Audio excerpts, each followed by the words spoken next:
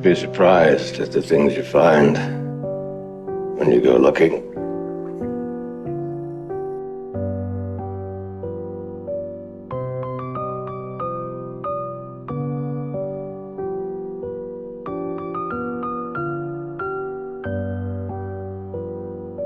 Science describes the least of things, the least of what something is. Religion, magic, bows to the endless in everything. The mystery.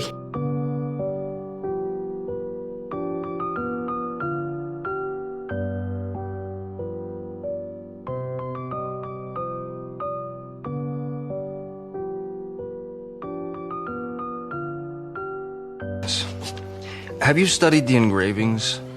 They seem to have some underlying significance. But of course. Here, for example. This one could be interpreted as a warning. Venture too far, it seems to say, and danger will descend on you from above. This type of books often contain little puzzles.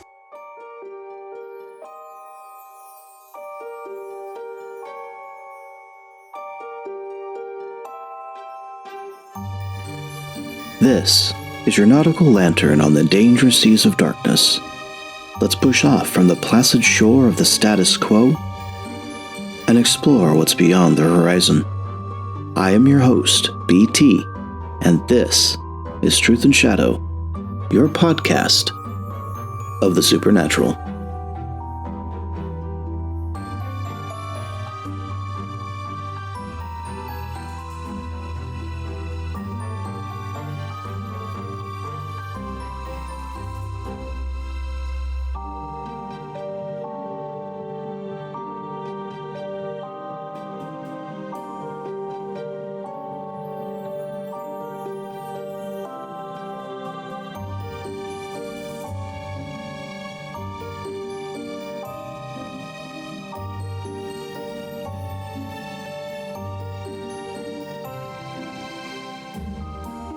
Today, we step through a door that doesn't swing open for just anyone. A door that leads into a hidden world of symbols, sigils, rituals, and currents that move just beneath the surface of what we call reality. This isn't fiction. This isn't a mere dramatization. And this isn't a sanitized, come to the light testimonial meant to ease your conscience or tie up the unknown with a Sunday school bow. This is real. You're about to hear a conversation with Nick, host of the Occult Rejects, a man who didn't just study the occult from the outside, but who lived it. A practicing magician, unbound by the dogmas of esoteric orders or secret societies, yet deeply immersed in the currents of ceremonial magic, symbolism, and metaphysical operations.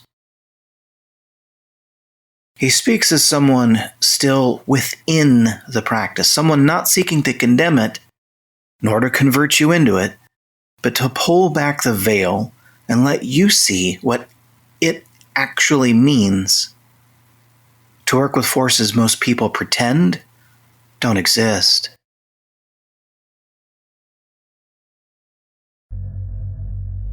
Before we go any further, this is your warning.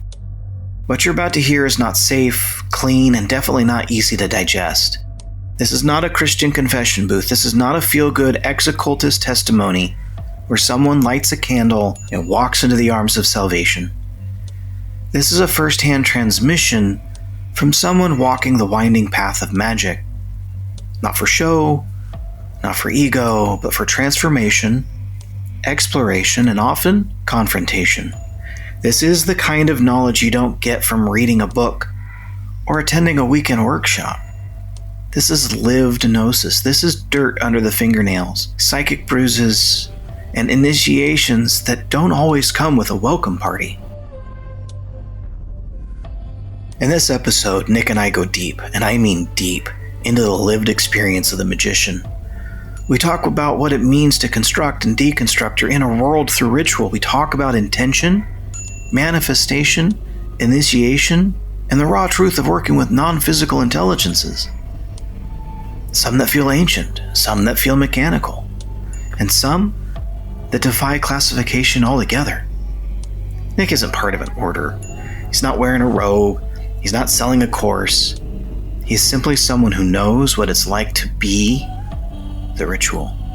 To enter altered states, not just through drugs or fasting, but through mental discipline, symbolic warfare, and energetic alignment with forces that most people can't even name. We explore the layers of identity a magician must shed and sometimes create in order to operate in this world while simultaneously walking in others.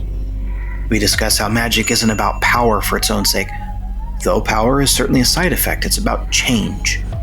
Real, internal, irreversible change. The kind of change that peels you apart cell by cell until you don't even recognize who you were before.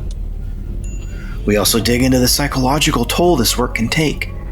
The shadow integressions, the ego deaths, the moments where reality itself bends, and you have to decide whether to cling to consensus or step fully into the strange and unseen.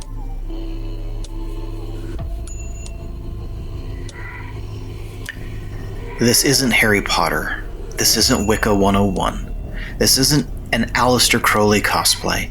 This is about the real-life psychological, energetic, and spiritual implications of operating as a magician in today's world. Outside of orders, outside of hierarchy, outside of the mainstream occulture that has been polished for Instagram and sold to the masses, pretty little bows. This is what happens when you actually go beyond the veil. When you say yes to forces that will strip you of comfort and illusion. When you make pacts not for riches or revenge, but to know yourself at levels most people are terrified to reach. Nick brings something rare to the table. Honesty. Not just about the highs, the visions, the weird synchronicities, but about the paranoia, the missteps, the psychic blowback.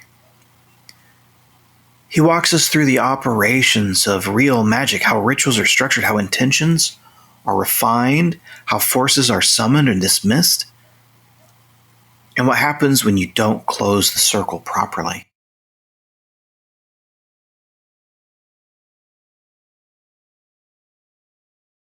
This is information most people don't share, either because they can't articulate it, or because they're afraid to admit just how strange and unpredictable the work can become.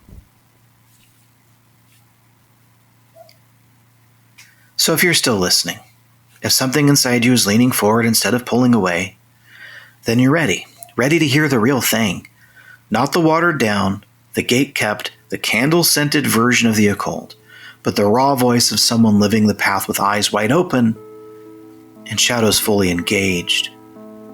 This is a rare opportunity to hear from someone who doesn't just believe in magic, but who's actively working it as a process of self-transformation and self-revelation. Someone not trying to pull you in or push you away, but to tell you the truth, plain and unfiltered. So turn down the lights, set your mind to receive, and prepare to walk into the unknown. Because once you hear what Nick has to say, you don't get to forget it. I know that the paranormal is real. Listen.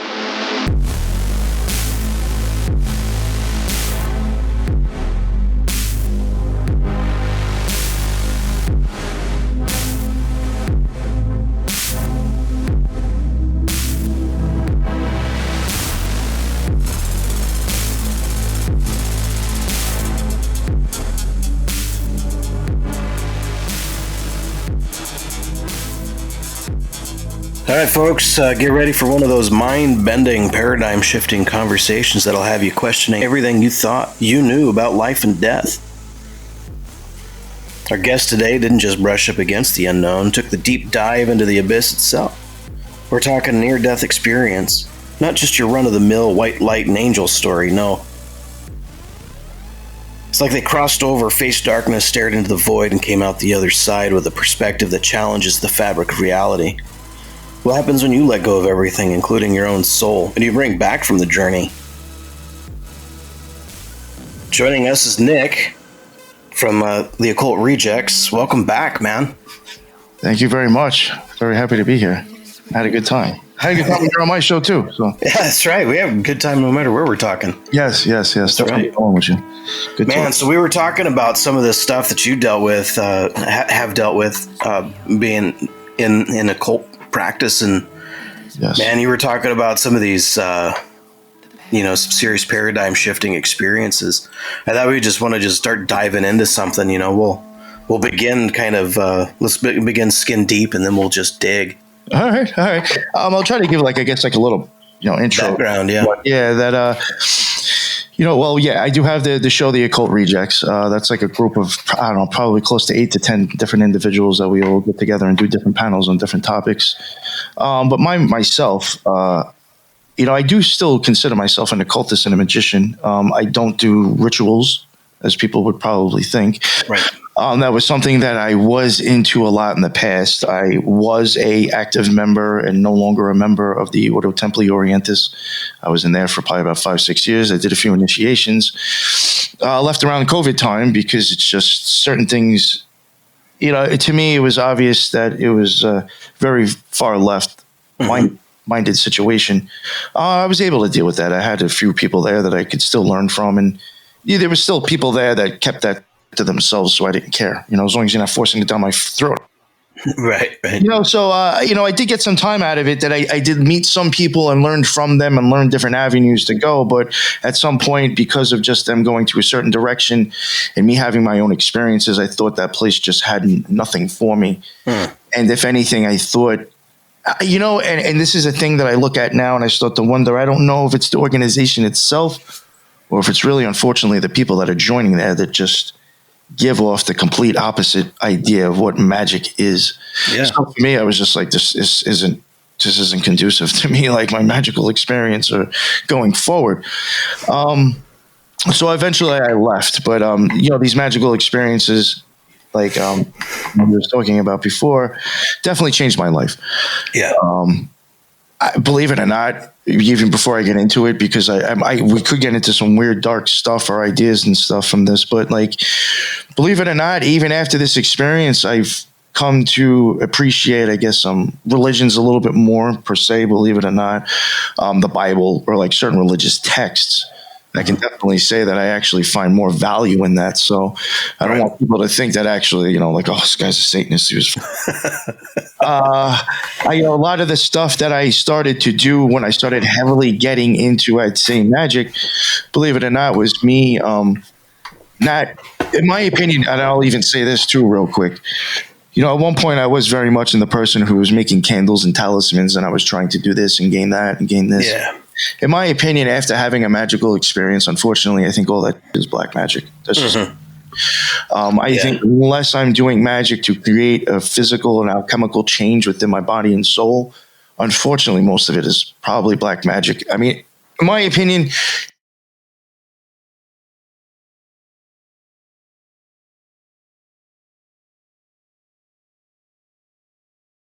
But when it came to magic, when I started going more of an inward thing and wanting to change myself and actually just focus on having an experience with God, I did start to have different experiences. And eventually, they did start to get really weird. And then I'll get into it now.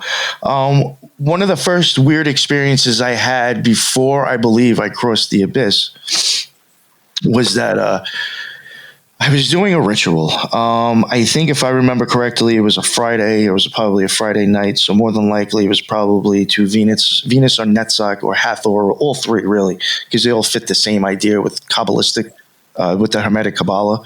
And that was my main thing. I really did structure my stuff around the Hermetic Kabbalah. And I was real big with the lesser banishing ritual of the pentagram, the banishing ritual of the hexagram, the invoking hexagram ritual. I did the star ruby. I did Resh. I did the middle pillar. There was a lot of things. I was experienced in that stuff.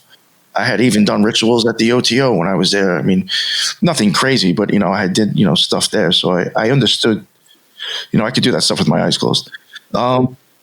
So I think it was a Friday, and more than likely I was probably like bringing in the Netzach, or like kind of the idea of love and compassion from God.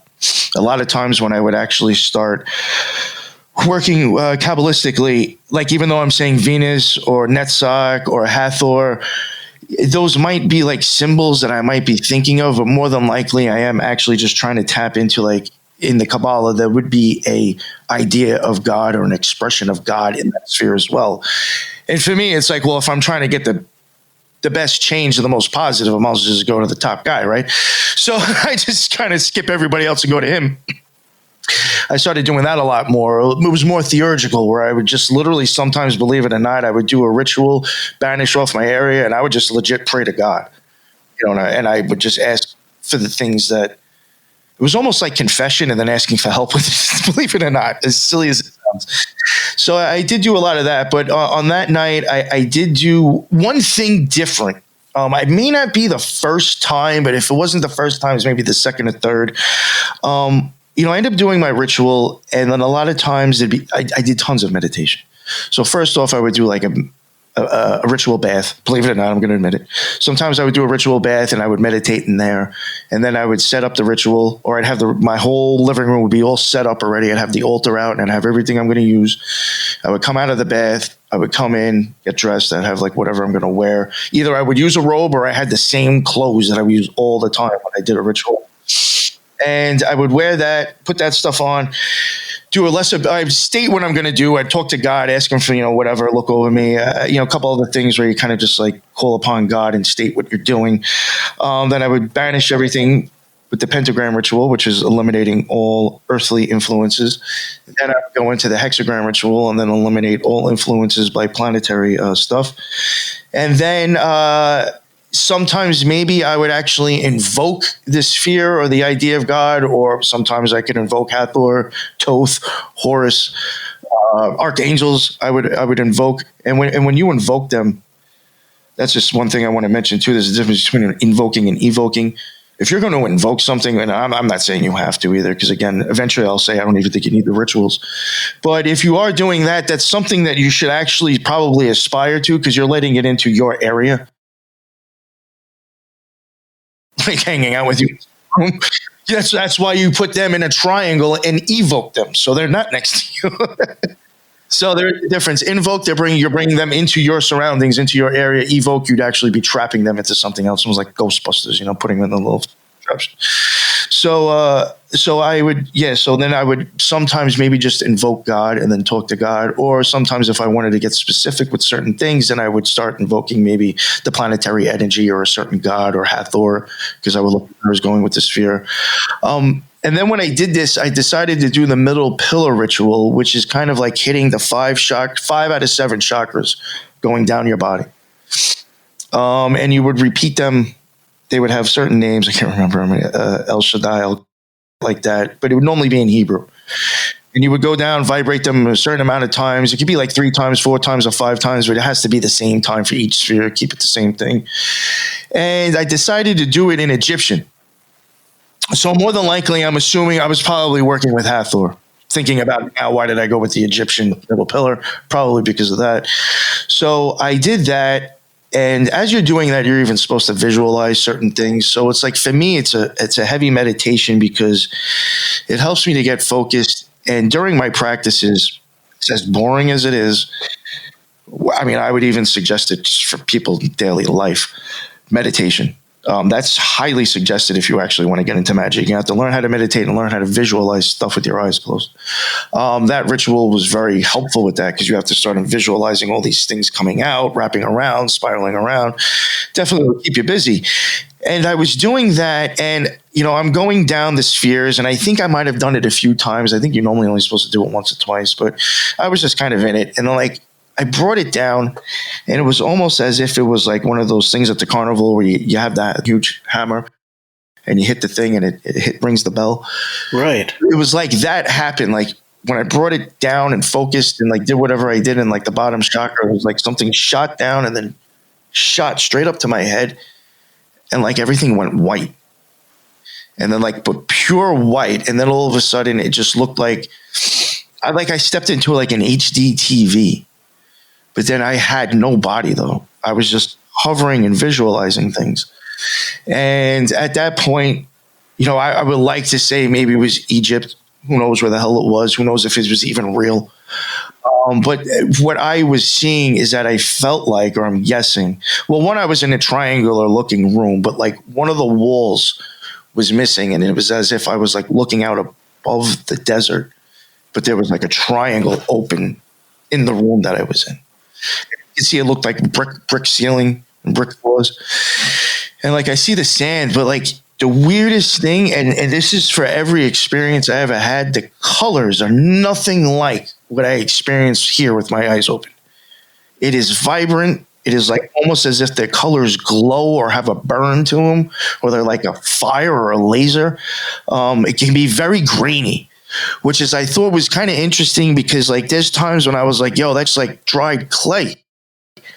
And then you start thinking about like the Hebrews and the golem. It's like made out of clay and bringing it to life. And it's like, is that what they're talking about? Just very weird. Because it does look very almost like grainy Gumby sometimes, if you remember that show from back in the day. It looks very weird. And I remember seeing like that. And it was like, I was like, almost like I was just hovering and moving around, like kind of like looking around everything and visualizing the scene that I had. And then this is another thing. Every time I start to think about myself, the thing ends. So I think that's something to think about by the time we get done. I started kind of like, again, moving around, kind of visualizing things, looking out kind of out into the sand. I could totally see it definitely look like a desert. And then I'm like thinking like, well, what do I look like? Or where am I? I'm thinking about myself. So then like I'm thinking I have to like turn around to see myself, but I mean, I don't know how that's possible. You know what I'm saying? Like, but so like I turn around and there's like something there, like actually like this, like an Egyptian like deity, but I couldn't tell again if it was alive, if it was a stone carving, because everything just looked like this grainy, like stone, like. And I saw it and I looked at it and I was like, all right, that's weird. I'm like thinking to myself, and then all of a sudden I just came out of it. And again, is from my experiences going forward, when I start talking about other stuff, you'll see every time I start thinking about self, that I think is the problem, is that I disconnect myself from the experience I'm having, because now I'm thinking of self and I've removed everything else from it. So I came out of that and I was like, yo, what was that? Because I don't know how long that was. I don't know, like, was it a split second for me? Was it like, because it felt like a few minutes, really, honestly, for what my experience was. And again, it was just like, I was like, I've never seen anything like that. Like, it was almost more realistic to me than like this vision.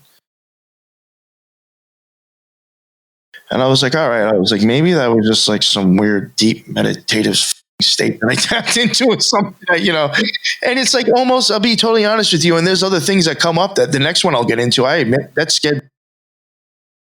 So like, I do even think there was times where I would even just try to rationalize and just kind of like put it down as not even being that much, because it's like, if you want to start acknowledging this stuff, you have to start to like almost be like, maybe the way I thought life is or reality is a lie. That's too hard. I can take small little chunks, but if you start like thinking about like spiritual and science that you might experience and be like, now I know there's lies, that's kind of hard to handle. Not like, oh, the TV might be telling me lies. Like, you experience something and now you're being lied to. That's a lot harder to deal with.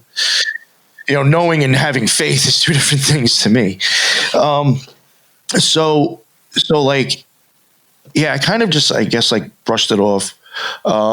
I do think, if I remember correctly, that probably, because a lot of times when I had weird experiences, it would even kind of push off my ritual stuff, and I would just stick more to meditating, which is probably actually down the road, probably worse, and probably what led to having my experience, my magical experiences, because I do think like all you really need to do is meditate, and I did consistently just keep doing that anyway. I started doing that, but I would do like more basic things, but I always wanted to keep like meditation, and I would do a lot of chakra work. And I do believe that had a lot to do with it, because when I get into like the actual crossing the abyss and the black sun, I'll have to bring up the third eye chakra. But I do believe that, like, again, it's something that I was big into, believe it or not, was focusing on chakras and meditating on chakras. So I'm just assuming whatever I did must have led me to my experience. I don't think it was probably useless. So I do want to at least mention that I did focus on that as well. I do believe those things exist. I do believe you can feel them. That's my experience. So that is something that I did focus on. So like I might have gone into more of chakra work, and I just got into a lot more of meditating, and then there was one night when I was like, yeah, I'm just gonna meditate and just chill out. I'm not gonna do any ritual work, and I was like, I'll just focus on my chakras. Again, I was trying to stay away from ritual work. So like I would kind of just go up and down my body a lot and just try to focus on each one and feel it, let it spin, or it kind of feels like it's spinning. Just keep going and then go down, go up, and just see that there's a smooth transition or whatever. Just that's all I knew really what to do, just from other things that I've read. So I was just doing that over and over again. And I was like, let me with the third eye one. Well, because I can hold them for a while too if I want to. So like I was holding it on my third eye, and I was like, it's like I could feel like I could put pressure on it. It was almost like if I start to almost go cross-eyed with my eyes and look up towards my pineal gland, it almost feels like I can create a pressure on it. And I was doing that and just trying to push it hard. And I started. Now I'm sitting in a living room, in a chair with a straight back, with my hands on my lap. That's the God pose. You have to sit there straight, not move. And I had one candle lit, and it was probably about 6 feet across from me, maybe even farther. Yeah, maybe not even that far, maybe like 4 or 5. So I'm doing that, and like all of a sudden I start seeing like flashing in my eyeballs. You know how if your eyeball closed and like lights went on, you'd start seeing. And I'm in the living room. I was like, oh, maybe it was like cars outside, nothing out there. The blinds were closed anyway. Then I start doing it again. I go back into my chakra stuff, and it probably even took me 10, 15 minutes to get back to where I was. Because I did feel like I could feel the pressure intensifying. So I was like, I know I'm doing something at least. So like I was like, let me go back. I go back to doing it, and it happens again. And then like now I'm like, yo, is it my air conditioner? I'm like, no, it's not even on. Because I'm thinking, is my air conditioner blowing on the candle? Thing now that could be the light in the room. I go back to doing it again, and like I'm like focusing, and I get to the spot, and I'm like pushing hard, and I start seeing the flickering, but I don't stop. And I kind of hold it a little bit more, and I'm like kind of like I'm focusing on what I'm doing, and I'm realizing like as I'm pushing hard, it almost seems like the light starts to get crazier. So I'm like, am I doing something in my head or what? And I open up my eyes, and like I see the candle, and it does look like it's going kind of crazy. No way, man. So I walk over towards this thing, and I'm like looking down at it, and I'm like, yeah, like I'm like thinking, I'm like, don't even like tell me I'm actually like the flame. So then I keep my eyes open, and I just kind of focus and try to do what I was doing. And I made that flicker and go out. And that scared the living out of me. Because like at that point, you have to be like, okay, I've been living a lie if we can do this. Because according to TV and everything else, that's only superheroes. So like, wow, how the fuck is that possible? That freaked me the fuck out. I literally pretty much put out the candle. I don't know if I was dressed in anything or whatever. And I pretty much just laid down in bed. I didn't even tell my wife nothing because she was already asleep. And I was just like, yo, I'm going to try to pretend this didn't happen. I swear to God, that's exactly how the night ended. I was like, that is just fucking weird. And I remember even the next morning, I was like, yo, and the crazy thing is that this was like all around COVID time or prior to COVID. It wasn't until like when COVID started getting real crazy that I even went back to smoking weed.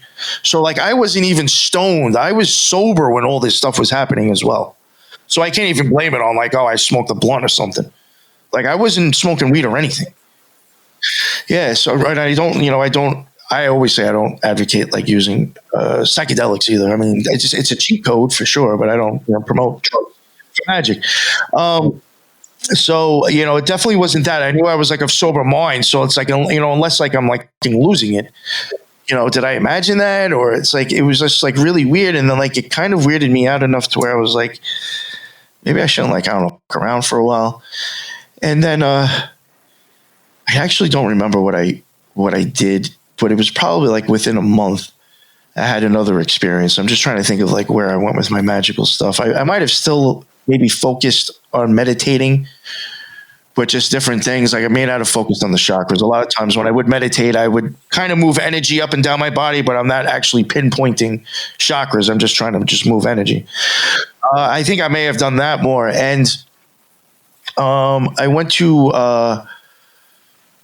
go into a meditation, and I actually have like somebody doing artwork for like the image that I'm going to get into now. Mario from Symbolic Studies is trying to recreate an image that I see constantly. From this point on, too, I probably had, after this, I had probably about 2 more experiences.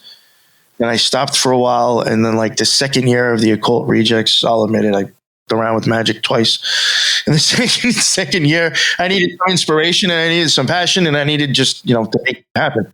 So I fucked around with magic, and I crossed the abyss. And, so like, but all those times that I've done that, since then, there is a common scene and a common physical experience that is like clockwork that will always happen before I cross. And this is what I'm getting into. I'm sitting there, and I guess at some point I must start thinking about my pineal gland, because again, this is where it seems to, it definitely has something to do with it. I'm sitting there and it's black. People meditate, or people don't meditate. You understand what I'm saying, and I'll explain if people don't. Yeah, like you can close your eyes and you can go into meditation, and you'll find yourself, like, it is, to my opinion, darker than it would normally be dark, because it's just like, I don't know, I just feel like when you're meditating, you kind of do get darker visuals. So now it would normally be like pretty dark for me.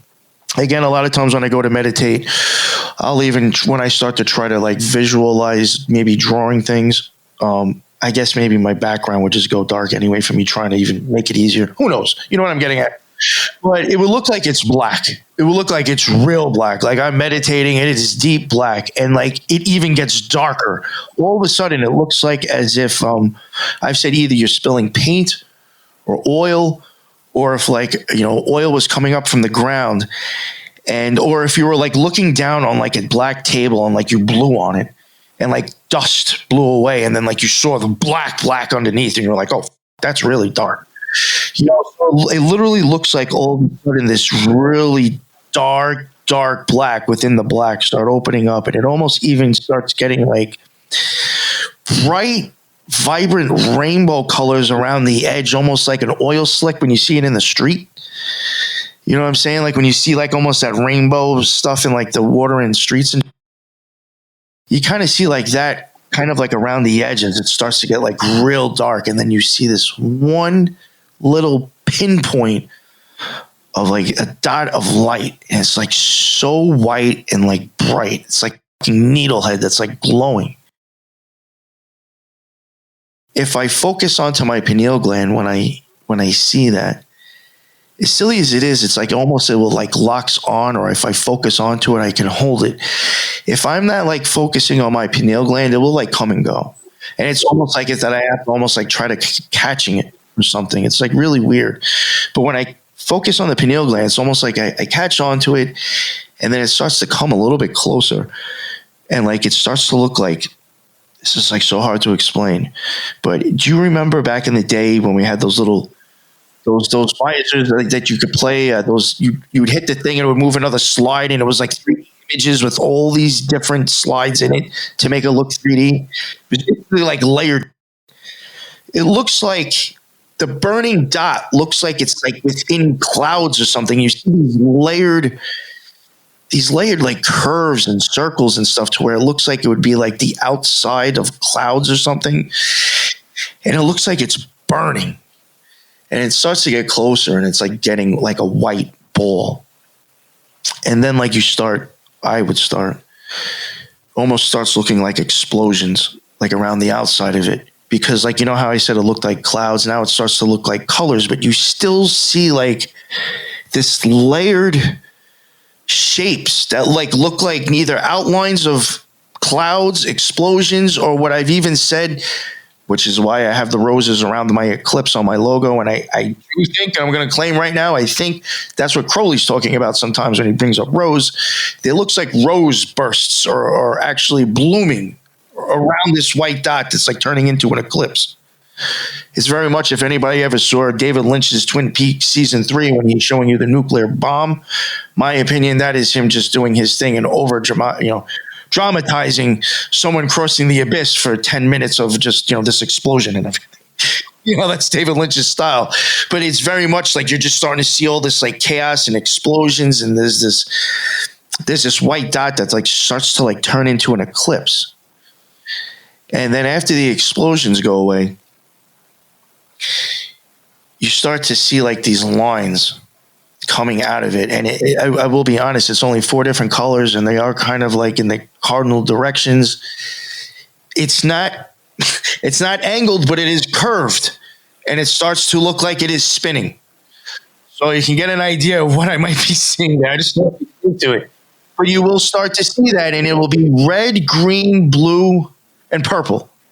Those are the only colors I really see, and it starts spinning out of it in like these real fine burning lines, and it almost starts to look like, and in my opinion, I think this is actually, I don't want to get into it too much because it would be a whole other thing, but like I do think when you start to cross the abyss, you're riding the light in your eyes back up into your head. And at this point, I do think you will start seeing the spiraling, and it almost looks like kind of like a camera lens, how it screws closed.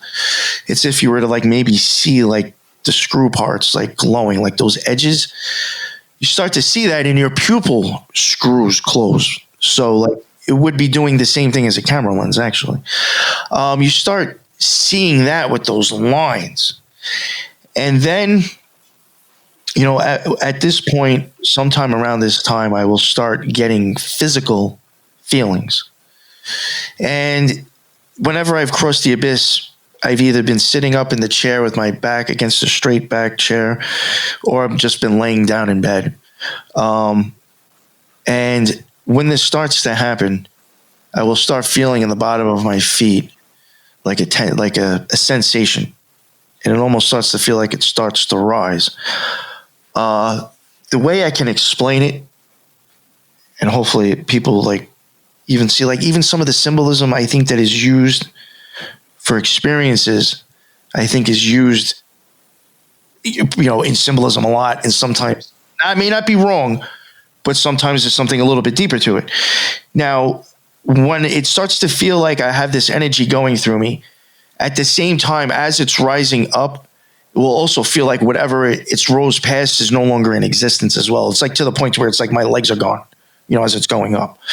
But like the way it feels when it first starts going up you would be as if one of the ways I try to explain it is if you were to lay down on the beach, if you had your legs out, you were laying flat on the ground, and let's say the water came up, and breaks and goes up on the sand.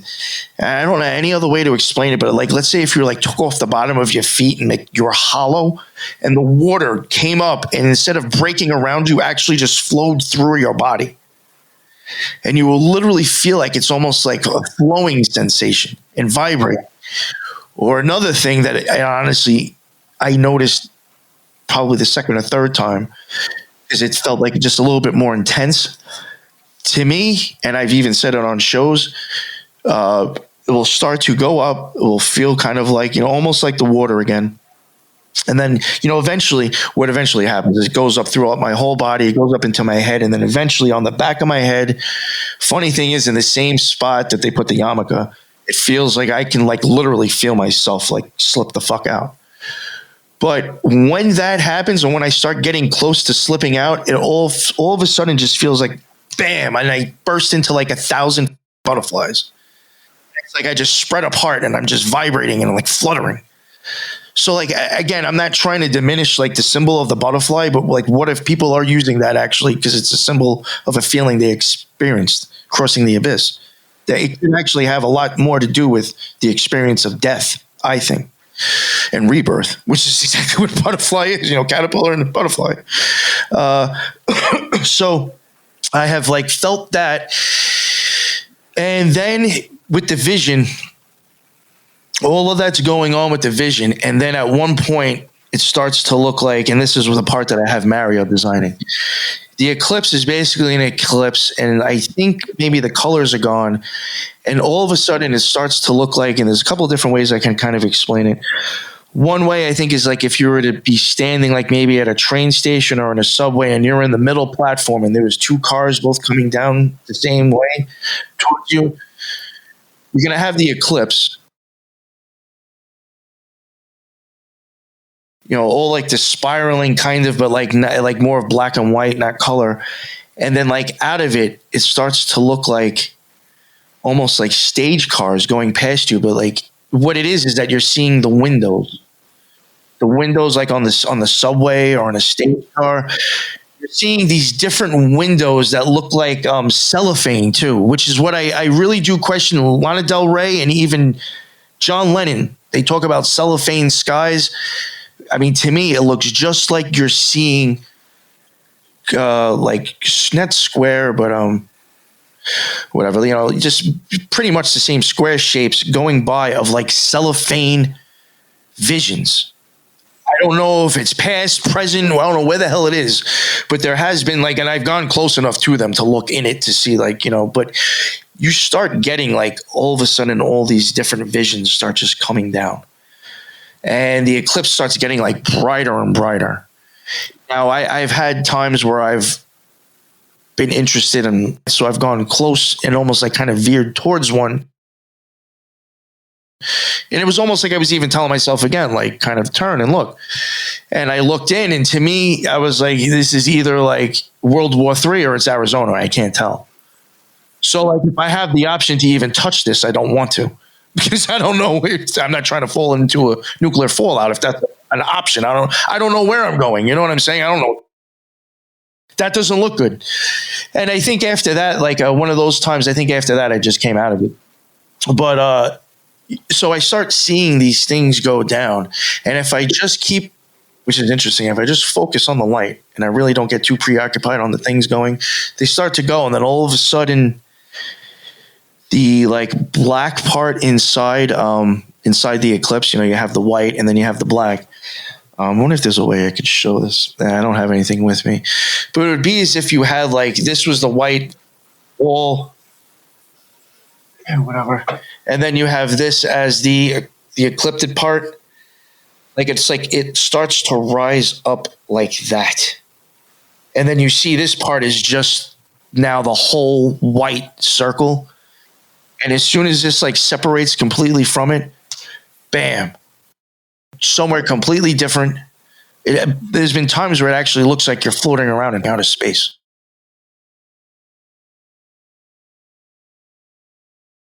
And then that's when that happens, that bam is when you slip out the back of your head, and it literally feels like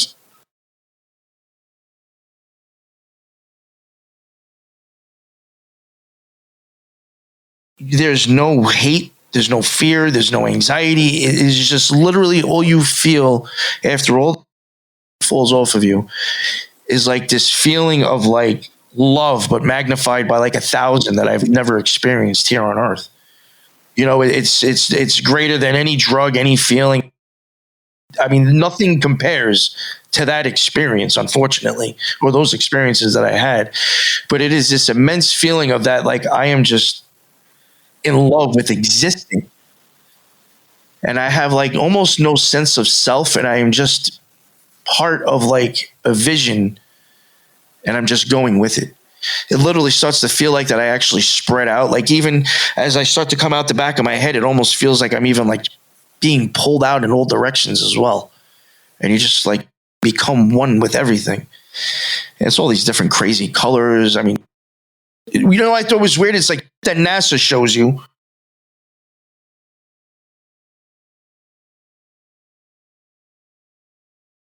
You know, and what I have always said, I do think NASA is actually just totally occult. It's just ciphered. But yeah, so I had that experience, and then I came out of it, and I was like pretty like, yo, I had no idea what that was. Because I mean, even the visuals, again, like I said, like those visuals were so like real.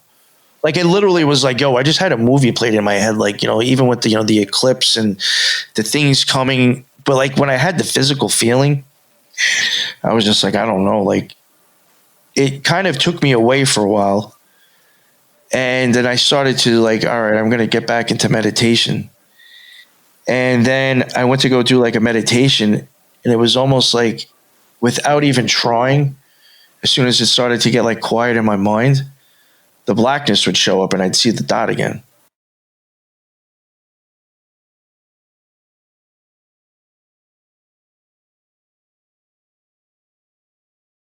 And then it almost, basically what I'm getting at is it's like it almost started coming up with, that's not even my intentions anymore. And it's like starting to happen. And I think I had let myself go. I think that time I was like, we'll go for it again.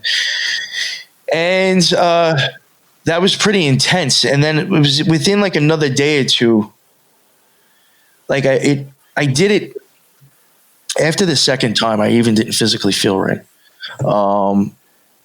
My vision was getting a little weird in my right eye. My pupils were my one pupil was dilated 4 millimeters bigger than the other one.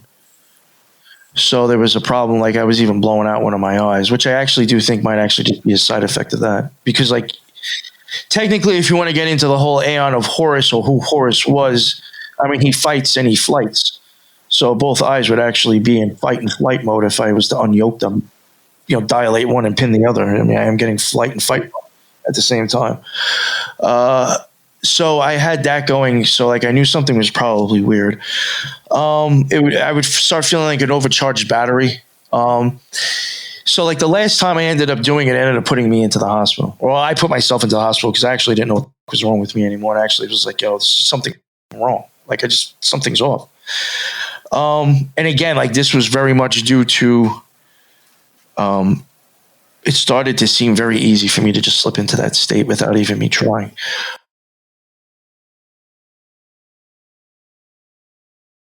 And that actually, believe it or not, like, and this had made me wonder, like when you hear about people traveling with blood. Now, one thing I do want to say, and I hate to burst people's bubbles, but unless you're going to IV blood, you are not getting anything out of it if you drink it. Maybe iron poisoning. That's about it. Your body, your stomach will not use any of that. But I will say, when they gave me that, man, I was like, oh, I felt so much better. And I was gone the next day. I was there for 3 days. And basically, they were like, you got some weird going on with your hemoglobin. We don't know what that's about. And we think you have migraines. I'm like, oh, man, thanks. I feel great now. Thanks. I feel safe. You guys don't know what was wrong with me. Neither do I. You know what I'm saying? They were like, yo, yeah. They're like, oh, you're gonna have to go see a eye doctor, though. They're like, they're like, we don't specialize in that, but they're like, there's obviously something wrong. Like, even while I was there, it still was noticeable. And I got an appointment for the doctor, the eye doctor, 2 weeks after that. And when I went, she even still saw a difference. But she put it down as being 2 millimeters bigger. The hospital said 4, but that was within 2 weeks, so it probably just went down. But she even saw that. And I came out and told her. I'm sitting in there and I was like, listen, I said, I don't want to like weird you out or anything. I said, but I am into the occult. I said, I mean, it's ceremonial magic. And I said, I do fuck around with magic. I said, is it possible to actually like kind of start like looking up into your head or almost using the sight going back into your eye? I don't know what was making me think that. And she's like, I guess, but she's like, not really. She's like, yeah. And she's like, let me show you how your eyesight works. And like, she drew out like the lens and like shows like the reflection on the lens. And then like, I lifted up my arm and showed her my philemic tattoo. And I said, oh, just like that, right? And she looks at my arm and she's like, I even got an eyeball on there. She looks at my arm and she's like, wow. She's like, that's really weird. And she's like, listen, and she's looking at me too. Like you can tell she's eyeing me up now. Cause like, I guess somehow that caught her eye. It's very almost the same thing, dude. Like she was like looking and she's like, damn. And cause she's like saying, this is how it reflects off your lens and then goes back that way. And she's like, listen, she's like, I do believe there's things out there we don't understand and we can't see. She's like, do you think it's possible you could get me the paperwork from the hospital so I could like actually look at like, everything that happened? Like, this is really interesting. I never went back though. Because like in the long run, she eventually said, she's like, it looks like it's going back down. And she's like, and out of all my tests, she's like, there's nothing wrong with your eyesight. So she's like, there's nothing to do. She's like, I can't tell you to do anything. She's like, I think it'll just go back to normal. But now whenever I take myself, like, this is even another thing, I can meditate and bring myself to the eclipse. I just won't cross the abyss. I won't wait for the explosion or the trains or the movie film. Because it looks like a movie film too. And it's in sepia. I forgot to leave that out. It's always in the sepia color too. Those cellophane windows. But yeah, whenever I bring myself to that though, I've even taken pictures and like I've posted on Twitter probably over a year ago. I think I showed it to a couple of people on the show. I think Jen, I've showed it to Headless, I've showed it to Teresa and Lisa. They've seen just from a deep meditation. And if I bring that eclipse, if I keep that eclipse and hold it there and don't go too far with it, you will see a difference in my eyes. One will get bigger than the other one. And if I push myself over, it will get even worse. It is constant. One time I posted it on Twitter and somebody's like, oh, you had a stroke. I was like, but I mean, if every time I do that to my eyes, I'm having a stroke, I should be like retarded or dead at this point. Because I've probably done it like 30 times. We're counting meditations and not crossing the abyss. Yeah. I mean, I can sometimes I could probably go meditate like tomorrow for like a while and I'll do it to myself if I can hold on to it. But you know what I'm saying? So I don't believe I'm having a stroke. I don't think that's what's happening. Something else. And that does even get into the, magic. I do think, part of it is, I find interesting, Crowley had even said magic was in the butt or something to that effect. Inside your eyeball, your pupil is the same muscle that's inside your ass. It's the sphincter muscle. I do think a lot of the magic is actually you controlling to be able to dilate your pupil and you ride the light back into your head up to your optic nerve and you pop open your pineal gland.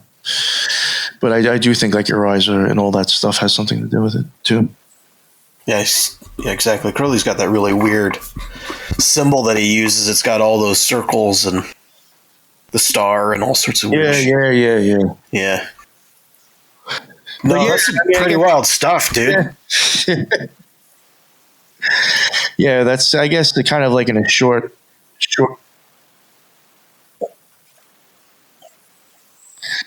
Yeah.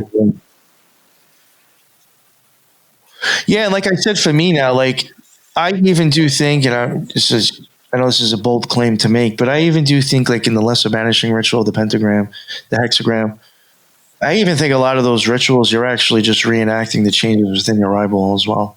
I think a lot of it's just showing a dramatic, like almost like a play of movements inside your eye. Well, it's the power of the psychopomp. I mean, that's the whole point of psychodrama. We know about that. All of the different god forms, they're designed to be psychopomps. Yes, it's designed to trick the mind. LBR and the LBH, they're all designed to vibe. They're vibratorial. They're all vibration. I mean, that's the whole point of vibrating the Hebrew words, and they do stuff to the body. I'm glad you said that, man. I'm glad you said that. Not too many people bring that up. Right. I mean, listen, I'm even going to say people I was around when I was in the magic community didn't even know that you're supposed to. Well, it's like using the Enochian calls. The Enochian calls, the vibratory, using the vibration. The Enochian calls are way different than using the Hebrew words. I think they're a brain hack. They're designed to hack the brain computer. I think you're creating a vibration or a sound throughout your body over and over again. You're tapping into something or opening something up or tuning into something. Yeah, no, Kundalini meditation, working on, raising the serpent, so to speak. All of those little techniques they've been done through the ages, and stuff like reporting sludgy blood. That happens. A science-minded person say, well, he was probably dehydrated, so you can't rule that possibility out. But when you go to the hospital and the doc's like, I don't know. Well, the first thing they're going to check for is to figure out if you are dehydrated, and they can test that pretty simply. And if they're saying, no, that's not what it is, here's a blood transfusion, and that's a different situation. That's not dehydration. That's saline. They give you saline solution in the blood, intravenous, for dehydration. They're not going to give you more blood. It wouldn't make any sense. But, dude, as you're talking about these experiences, man, there's so many, there's such a reality. And I don't think a lot of people understand that you don't have to have a specific religio, political, or theo background to experience weird things, to basically to discover that the world is separated between us and whatever's over there by a real thin veil, and the ability to basically hack the brain to trick the eyeballs to observe it. It should be no surprise. It should be no surprise that an occultist can do something like that. There should be no surprise. That's what I think. I think a lot of the occult secrets actually goes back to physiology, the eyes in the brain. Well, that's how they, that's the point of the, what they leave behind is to say that there's something here, that we should be seeing things that are behind a veil, and then, but it's not just there. It's, Gnostics talked about the fact that we don't see things because we're living in a simulation. There's other simulation theory hypotheses out there that pretty much say the same thing. And when you start messing around with vibration and frequency, things start falling into pieces that our brains probably shouldn't normally be perceiving. I think so. Gateway process. Yeah. I definitely say, I think that I can say from my experience, I fucked around with only, I think, 2 or 3 of those tapes. Yeah. And that definitely started putting me in states to where I knew I could definitely probably blast off easier than without. Oh yeah, no doubt. There's definitely something there. There's frequency audio you can get it on YouTube of all places. As long as they don't have it set up to be monetized, where you're 2.5 hours into a brown sound and you get a commercial and wakes you up out of a deep sleep, but. That'll scare the crap right out of you, Amika, in the middle of the night. Yeah, man. But no, dude, no. It's some straight up stuff, no doubt. The power of the brain, the power of the brain, definitely shook me up. And like I said, a lot of the times, I guess even the reason why, I said I have plans on probably doing it again. I mean, it is also it really is the most beautiful experience I've ever had. I mean, unfortunately, it is kind of screw it up, because you're when you open up your eyes, you're I don't know. I even started questioning, where the fuck am I really? Well, there's all sorts of they're all sorts of stuff with light. There's experiments. Massive universities are pouring money into light experiments. I mean, you would think that the first thing that they're trying to figure out is is it a wave or is it particles? That's so elementary when it comes to light and what they are doing with studying it, that they've found, dude. You look at the stones that are used on the Hebrew priests' breastplate thing, for example, and they're specific stones and they react a specific way with light frequency, and they're the only stones that will reflect light as rainbows. And that's the craziest thing when you find out something you put a diamond under a laser light under this special photo cells, that it's nothing, it's just black. Diamonds reflect black light underneath nothing, not a black light, just nothing light. But you put a ruby or a turquoise or a what's the other one, an emerald under this light, all of a sudden it's rainbow colors. It's all the colors of the rainbow. Yeah, that's insane stuff, and that's just light, man. Yeah, and we can't see that with our naked eyes. We can't perceive that. And so when we're able to just start screwing around and we're seeing things, or we're messing with our eyes or dilating, or narrowing our focus down. Like a cat, man. Cats do this naturally. You know, you could be like playing with a cat and it's just staring at you, and his pupils go from huge to tiny. They do it on their own. You know? Yeah. And you can control that. You could see more or see less depending on what you're doing. Yeah, that's why I think there's something up with the whole pupil change, in my opinion. Yeah. And the brain has to interpret, and sometimes the brain cannot interpret what you're experiencing, and then it doesn't know what to do. Yeah. And then you're seeing sepia color cellophane windows. It doesn't know it doesn't know what you're doing. You know. It's like, this is how we'll calculate his experience. It's like, yeah. It's like this. I guess this is what we're gonna do with him. He lives in the middle of, you know, a city somewhere. Let's just give him something that makes sense for him in the city, because that's what the brain does. The brain's gonna try to analyze and translate what you're observing, and you're not observing something that's actually normal. Something other, you know what I mean? Other realms are being seen.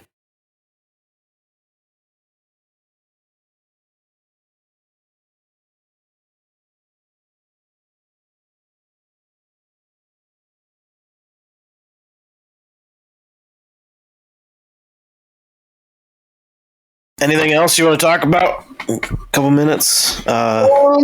What's going on with the academy thing? The Occult library you got going on? Oh, the Occult Research Institute. Yeah, it's a website with a bunch of different information. We got a bunch of different contributors. I do highly suggest to check it out if you don't mind reading. It's a lot of blog stuff. There's a lot of like books on there that, or even like kind of topics that have been done on the occult rejects, but more of informational, like certain alchemists or occultists from back in the day, books and grimoires.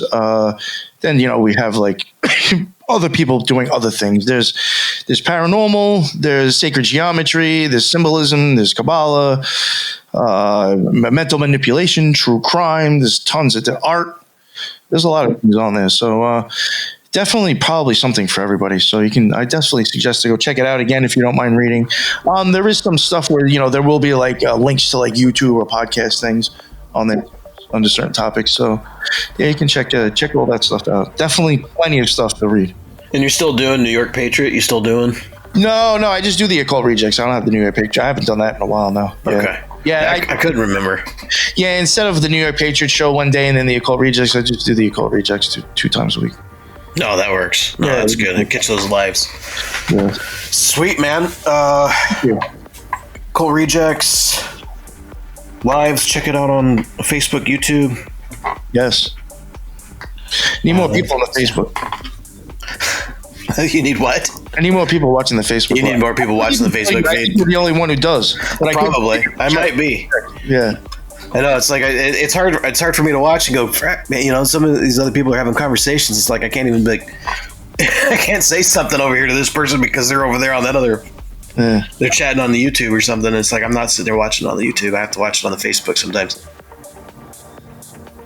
But when you watch it on Facebook, does the video quality look good? Video quality's fine. Yeah, because mostly. I mean, it's dependent upon whoever the guest. I mean, some of these guys, they don't. It's internet quality. That's StreamYard. Yeah. No, I was just thinking I do think at least on Facebook you're still getting 1080, which is decent. Yeah, I think so. Yeah, the Rumble Live looks like crap, in my opinion, but it is what it is. I don't think. See, the thing is, I think the Facebook it's like 3 or 4 seconds slower than like the Rumble feed might be, and that allows the picture to be better. Oh yeah, that's true. Yeah, it gives it time to buffer or whatever. Sweet, man. Thanks for coming back on the show, having a chance to just talk about some of these crazy things. It's not just Christians having near-death experience. I mean, you know, things like this. I mean, there's people out there, man, that gosh, dude, tripping the light waves without doing any kind of substance. Yeah, I mean, again, like that's one thing I do like to try to just reiterate is that you know, I had those experiences. There was no drugs involved. What do they call that? Tripping the light fantastic? Oh, is it? I don't know. I don't know. There's something out there. There's some kind of word like that. I like that. Yeah, that, and again, like, you know, when I do, I just have to meditate. I don't need rituals, so, you know, I want people to remember that as well, at least.